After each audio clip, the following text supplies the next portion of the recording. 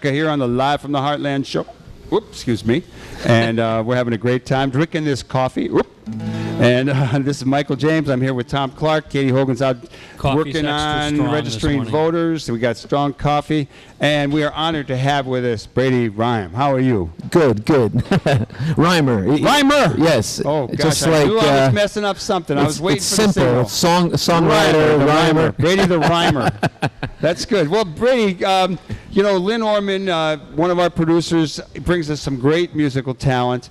And I got to say that this morning I was listening to The Little Band That Could, and you having a great time. I was reading stories about you getting your first Grateful Dead album, and I just met you. So tell us a little bit about who you are and what the hell you're doing in town. Well, I came to town to play the Kids-a-Palooza stage at Lollapalooza. Kids-a-Palooza? Yeah, so they have, you know, in the middle of this huge rock show for, you know, teenagers and older folks, they have a cool little spot where you can bring your family and you can bring your little kid and you can, you know, show them some rock and music for them. There's a lot of great bands there who are doing that for families these days. Well, you got the rockabilly look.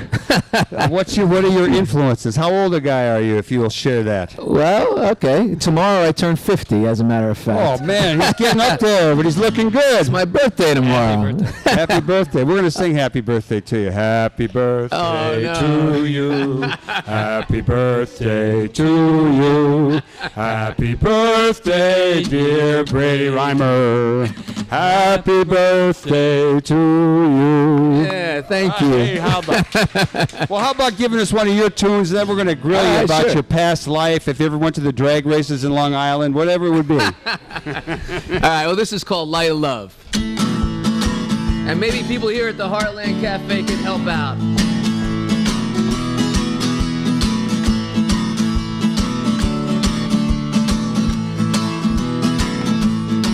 Well, everywhere you go and everything you do, every single person that you run into, you give them a smile, big and bright, and shine your little light of love.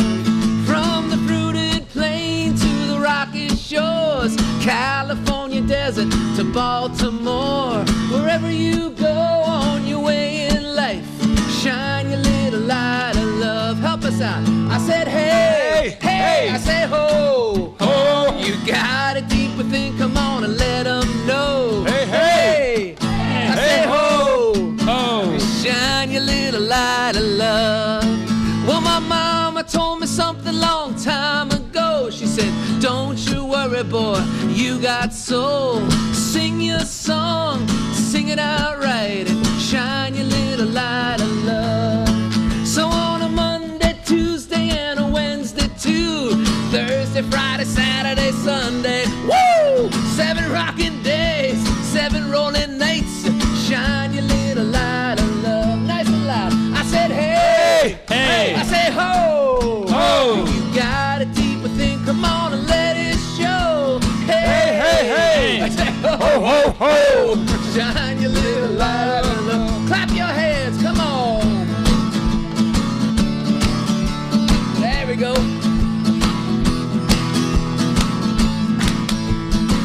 All right, we can sing this part just like this, nice and easy.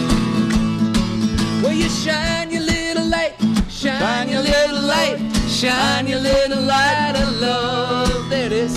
Shine your little light, shine your little light, shine your little light of love. One more time. Will you shine your little light, shine your little light, shine your little light of love. Will you shine your little light, shine your little light, shine your little light of love. I said, hey, hey, hey. I say, ho, ho. Well, you got it deep within, come on, let it go. Hey, hey. I say, ho, ho. Will you shine your little light of love. Say, Michael. Oh, Michael, you really got into that song, sir. I love it when someone else is singing and playing. I can try to. That song's stronger than coffee. Speaking of coffee. Oh, I need more coffee. Anyhow, this is good. Oh, that was a lot of fun. That woke us all up. So, Brady, are you normally doing kids' concerts, or is that just how you got into Lollapalooza? Well, What we like to say is it's family concerts. Okay. I used to play in a rock band for many years. Grew up playing music with my friends and then getting on the road. And I was with a band called From Good Homes, and we toured. We were with RCA Records. And then I had a family, and touring became hard to be away. Very tough, I bet. Yeah. If you want to keep the family. If you want to keep the family, which is a good thing. And then next thing I know, I started writing songs with words like nest or home or dad or utero in them, and it was Utero. like, wait a second, this is a really hard rock band, or this is kids music. So actually my first CD was just a gift to my son. It was called Good Morning Gus. His name's Gus, and it was a collection of the songs that I wrote about the experience with my wife and I becoming a family. And I just wanted to document that and give it to him.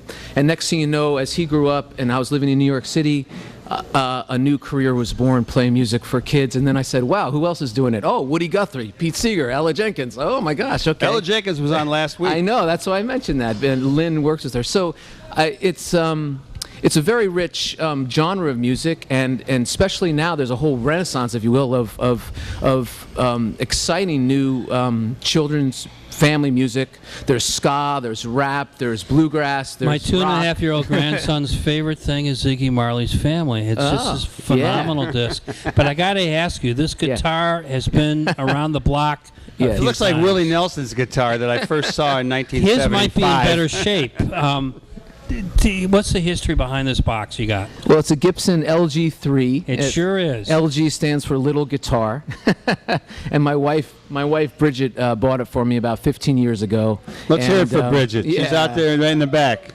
And for those of you listening on the radio, it has, there's a lot of wear and tear on this thing where I strum, and actually, I travel a lot, and you could just get a guitar in any city, I guess, but I like to bring this. It just feels right to me. What did you play when you were in the rock band? I played the bass in the rock band. What kind? I played a Fender Precision. So you have the classic instruments. Well, Speaking of classic, where did you come up with the name Gus? Was it Gus Hall of the old chairman of the CP? Or I ask because I have a son-in-law named Gus. What's that? My wife just, we were looking at names, and one day Bridget called up and she said, I got it. I'm like, okay, let's hear it. She's like, Gus. It's a good name. And that's what it is. It's not short for anything. And what time do you go on stage today? Oh, yeah, thanks. Today at 4 o'clock, we'll be on at the Kidsapalooza stage at Lollapalooza. And before that, there's a whole bunch of program, great music going on. Now, I know this is a hot ticket. Do people need a regular ticket in order to be able to see you on the kids stage? Yeah, they do. They need to go into the festival. So our Do they audience sell them can't by just the show day, up. or you got to buy the whole ticket? Yeah. And then there's so the weekend here, I'm out here from Long Island. So today at Lollapalooza, you can go, but then you can also hang around and see Outkast, and you can, there's a bunch of fabulous music to see. So then tomorrow there's a ticketed event at the James Hotel about 8 o'clock in the morning. There's a James Hotel in town, and I don't know about it. Where is the James Hotel? It's down on Michigan Avenue. I like There that. is indeed. I'm What gonna else check do you it need to out. know about Chicago? I don't know if I can afford it, but Oh, it's boutique, Michael. It'll And be a then, special night for you.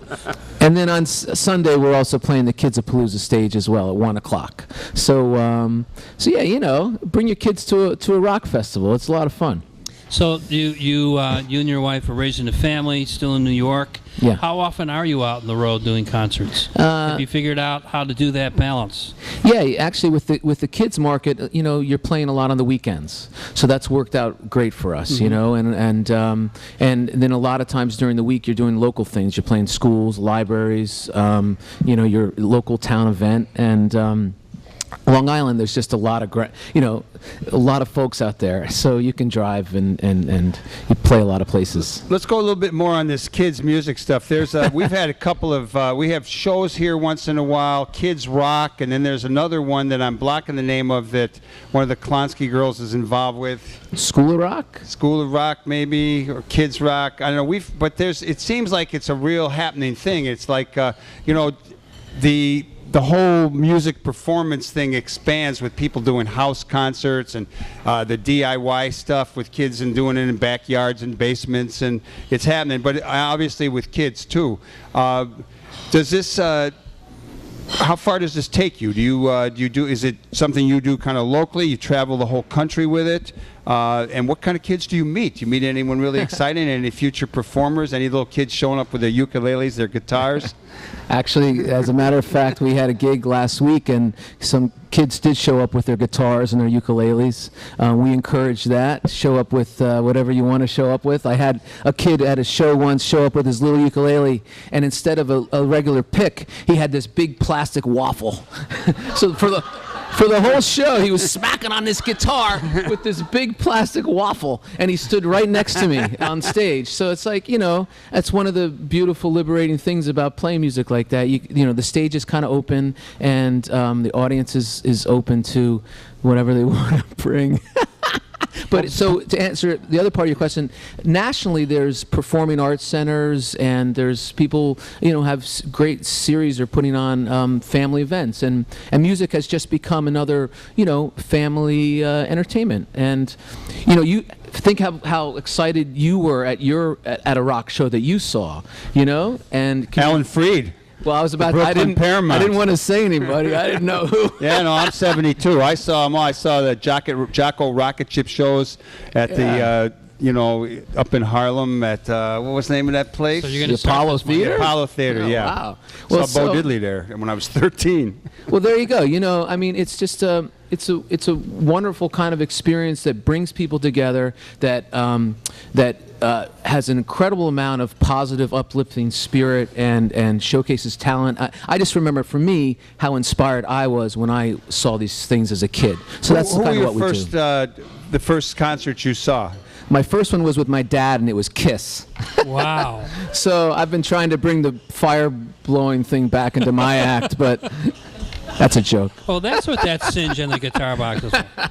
So it looks like you're ready to do another. Yeah, you want another song? Yeah, we love it. Cool. Brady Rymer. All right, well, Little band that could. We just released a new record. It's called Just Say Hi, and this is one of the songs on it. It's called The Ice Cream Girl because it was inspired by my wife, Bridget, who had a cool job in the summer. She used to drive the Good Humor ice cream truck. Ooh, la, la. So you got to write a song about that, right? Okay.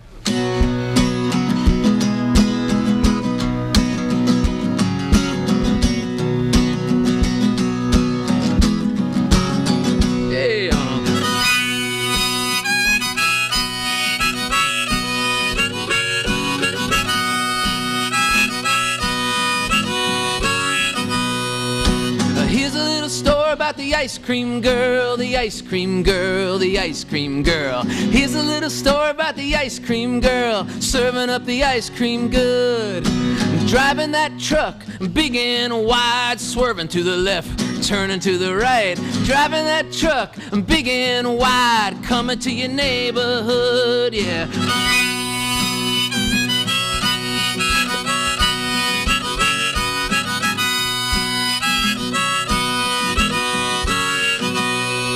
Ringing that bell, playing that song, ding ding a ding a ling all day long. Ringing that bell, playing that song. Here come the ice cream girl. She's the happiest person I've ever seen, scooping out a sweet summertime treat. The happiest person living a dream. Here come the ice cream girl.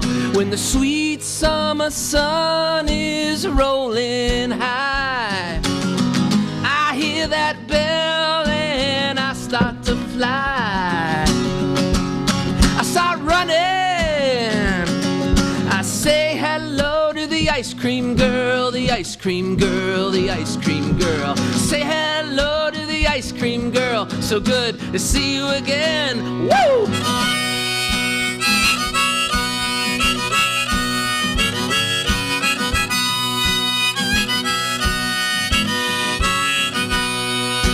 One scoop, two scoop, three scoop, four. Pretty, pretty, please give me one more. One scoop, two scoop, three scoop, four. Hit me with a cherry on top.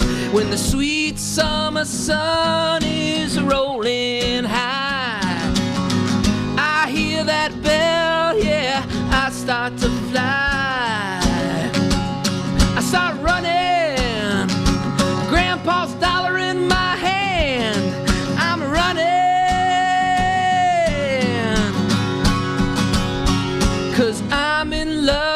ice cream girl, the ice cream girl, the ice cream girl. I'm in love with the ice cream girl. She hit me with a cherry on top. Whoa!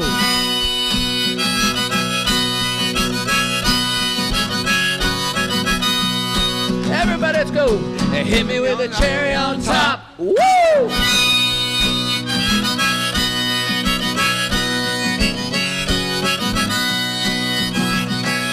They hit me with a cherry on top. Wow. Brady Rymer. Oh, that's really nice. Thanks. So you're growing up in Long Island, and who are your main influences in your musical career as it develops? I mean, who did you like? Coach, you tell us. Yeah, I don't hear a Kiss. Well, you go in and out of Kiss. I grew up in northern New Jersey and later moved to Long Island, but growing My up, wife's born in Hackensack.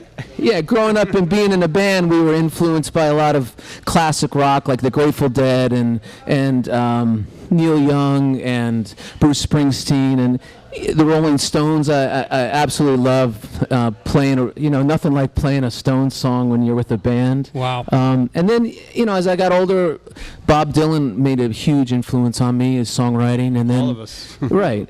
And I remember discovering that, and then discovering people like Bob Marley. You just, as you get older, it keeps on going out and out and out. You've played with a lot of people, including Dylan, and sometimes the bands that open for other bands, and I assume you were opening for Dylan.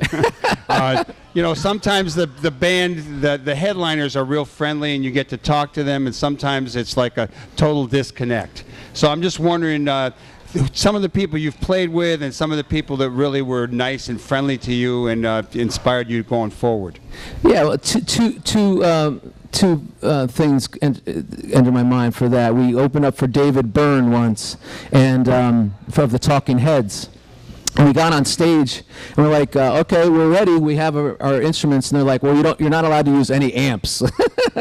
and well, okay, well, I guess we'll be acoustic. And David heard that. He was in the hall, and he came up to us and said, you can use my guitar amp. So there was a moment of graciousness from someone like that. And then the other time was David Crosby of, Crosby, Stills, Nash Crosby, & Young. Stills, Nash & Young, and we were opening for him, and he was listening to our set from up in a backstage house, and he came down, he got a big picture with us, and he said, you guys sound great, make sure you quit your day jobs. Wow. As opposed to not quitting your day job. So you have a band that comes with you, your group of people? Yeah, we have a nice little rockin' band. We have an accordion player, we have a mandolin, bass and drums and keyboard. So it's a lot of American roots music, and I think it's something that is just it's an uplifting sound, Well, can you give us another sound? You want another song? We do. Sure. We're having a good time. I like actually singing along here and bouncing my legs on the table, hitting both of you guys with my knees. All right, well, this one's called Love Me for Who I Am. Brady Rymer. You can clap your hands if you wanna.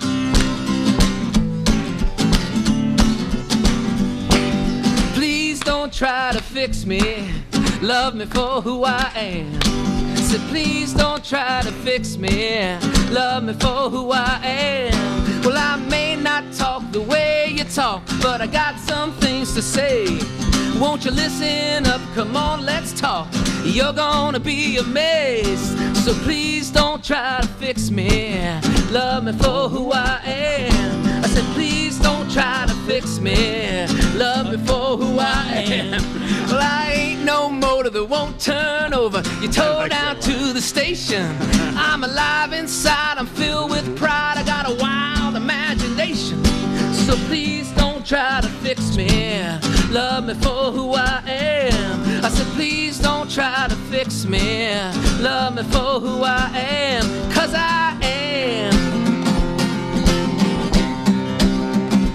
who I am, yeah.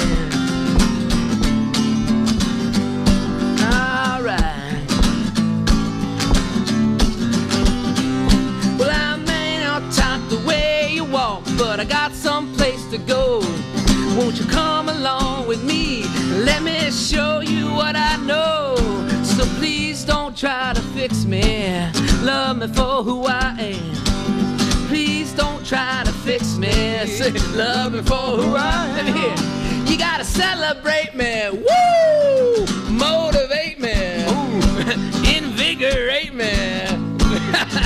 Love me for who I am. Love me, love me, love me, love me, love me, love me for who I am. Love me, love me, love me, love me, love me, love me for who I am. You're listening to Live from the Heartland Show. That's Brady Rymer.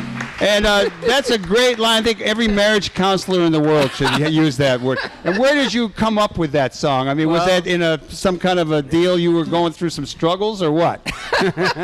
There's a story behind that song. I've worked for many years with a school that works with kids with autism and other related, disorders. And over the years of playing concerts for them, it was just such a great vibe. And then one year we said we need to write these guys some songs.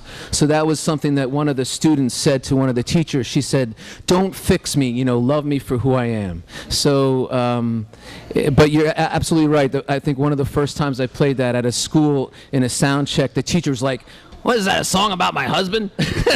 It's like, no, actually, it's That's a line I'm going to start using. I could see that. He sits on the couch and says, "Don't fix me." I could see that as a great kid's song, but you know It what is. came to mind? Yeah. Reverend Jesse Jackson's "I Am Somebody." Oh. Similar kind of theme about trying to build folks up. Yeah. Wonderful, wonderful piece. It's a great Thank tune. you. Thank you very much.